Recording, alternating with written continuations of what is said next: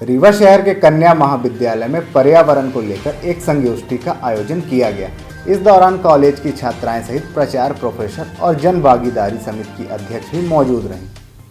कार्यक्रम को लेकर जीडीसी कॉलेज की प्राचार्य ने जानकारी देते हुए बताया कि पर्यावरण को लेकर छात्राओं को इको फ्रेंडली बनाने के लिए इस तरह के कार्यक्रम आयोजित किए गए थे, जिसमें छात्राओं ने अपने घर से निकलने वाले वेस्टेज के माध्यम से कई रोजगारमुखी सामग्री तैयार की है। प्राचार्य ने बताया कि छात्राओं ने जीन्स पैंट को कटिंग कर झोले, शादी के कार्ड से लिफाफे, पेंटिंग सहित अन्य कई प्रकार की सामग्रियां तैयार की हैं, जो भविष्य में उनके रोजगार में सहयोग प्रदान कर सकता है। इस कार्यक्रम को आयोजित कराने का उद्देश्य था कि जो सामान हमारे घर से वेस्ट निकलता है उसे हम बाहर फेंक देते हैं और वह पर्यावरण को नुकसान पहुंचाता है। अगर इसे हम किसी दूसरे तरीके से उपयोग कर लें तो हमारे रोजगार का साधन भी तैयार हो सकता है और पर्यावरण को भी हम सुरक्षित कर सकते हैं।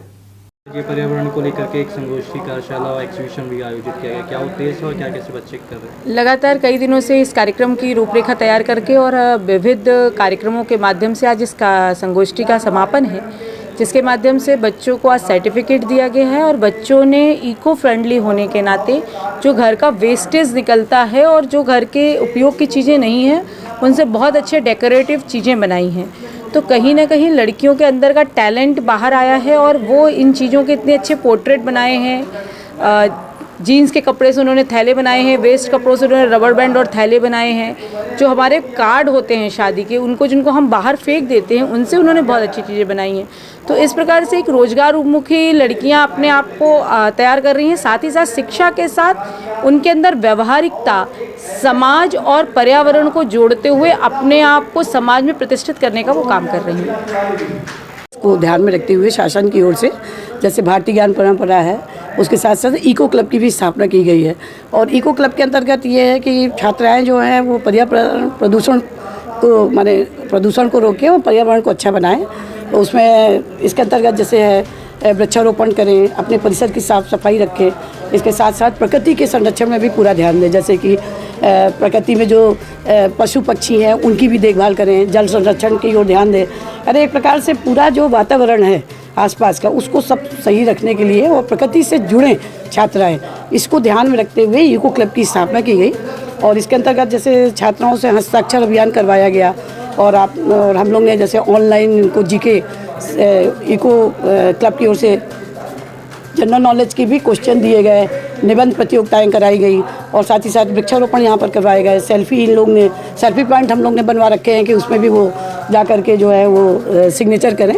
और इसके अलावा जो है आज हम लोग ने यहाँ एग्जीबिशन लगाया हुआ है, जिसमें छात्राएं जो चीज़ बेचते हैं उसको लेकर के उन्होंने बहुत अच्छे जैसे लिफाफे बनाए हुए हैं, पेंटिंग बनाई हुई है, बहुत से मैंने वॉल हैंगिंग बनाई हुई है।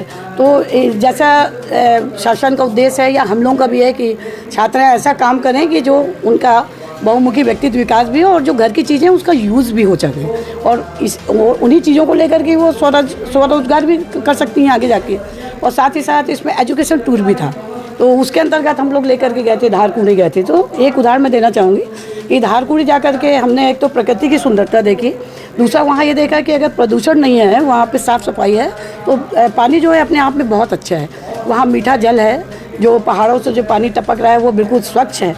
तो उससे और वहाँ के जो पूरा प्रकृति का जो जंगल है और साथ ही साथ जो वहाँ ओरिजिनल जो गुफाएं हैं, पेड़ हैं, पौधे हैं, झरने हैं, उनसे हमारी छात्राएं बहुत प्रभावित हुई। बहुत सी छात्राएं पहली बार भी गई थी, तो बहुत ही अच्छा लगा।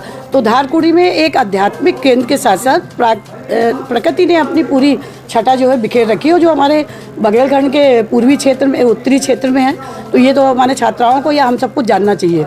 और उसके साथ साथ धारकुंडी के बाद जब वहाँ का हम लोग ने देखा, वहाँ हम लोग ने प्रसाद भी प्राप्त किया, तो कितने अच्छे तरीके से अनुशासन ढंग से वहाँ पे जो थे वर्कर, जो वहाँ पे पंडित जी लोग थे, उन्हें बहुत ही अच्छे ढंग से लाइन लगा के उनको प्रसाद दिया।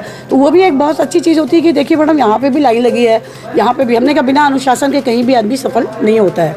इसके बाद हम लोग बसावन मामा आए, वहाँ पे भी नदी है, नदी के किनारे। और कल जो है विश्व मौसम दिवस भी था, उसमें भी छात्राओं ने वहाँ लेक्चर दिया और उसको एहसास उनको हुआ कि सही बात है कि अगर मौसम को अगर स्वच्छ रखना है, सही रखना है, तो हमें जो है प्रदूषण से बचना होगा और हमें जो है उसके लिए मेहनत करनी होगी। और सबसे बड़ी बात, हम लोग गौशाला गए और गौशाला जा कर के वहाँ बहुत अच्छा लगा, क्योंकि वहाँ हम लोग ने देखा कि लगभग उन्होंने बताया कि 21,000 गौ जो है वहाँ पर रह रही हैं और काफ़ी बड़े परिसर में जो है गौशाला बनी हुई है। तो छात्राओं को भी वो एक बहुत ही अच्छा लगा कि अरे यहाँ पर अपने रीवा में इतना बड़ा गौशाला है, जहाँ पे मैंने पूरे हमारे ख्याल से पूरे भारत का सबसे बड़ा गौशाला, और वो भी बड़े व्यवस्थित ढंग से, और पूरा एरिया बड़ा साफ़ सुथरा। मेरे को भी बहुत अच्छा लगा वहाँ पे कि कहीं भी ऐसा नहीं लग रहा था कि यहाँ पे गोबर पड़ा है या मक्खियाँ हैं, कुछ भी नहीं, बड़ा साफ़ सुथरा वहाँ पर था। तो गौशाला में भी जाकर के बहुत अच्छा लगा। पशुओं के प्रति समर्पण होना, गौ हमारी माता है, उसके प्रति मैंने इन सब चीज़ों से क्या होता है कि छात्राओं में, जो हमारा युवा वर्ग में, उसमें जागरूकता आती है। एक तो प्रकृति का संरक्षण, प्रकृति के प्रति और भी जो है लगाव, और साथ ही साथ पर्यावरण को स्वच्छ रखना, प्रदूषण को रोकना, और इसके साथ साथ अब जो घर की जो चीज़ें हैं उनसे जो एग्जीबिशन लगाया हुआ है, अच्छी चीज़ें कला के क्षेत्र में जो छात्राएं हैं वो आगे आती हैं। तो हमारे महाविद्यालय का, प्रशासन का यही उद्देश्य है कि छात्राओं का शैक्षणिक स्थिति के साथ साथ अन्य क्षेत्र में भी उनका बहुमुखी व्यक्तित्व विकास हो, तभी हमारी जो है शैक्षणिक संस्थाएं, उनका कार्य सफल होगा।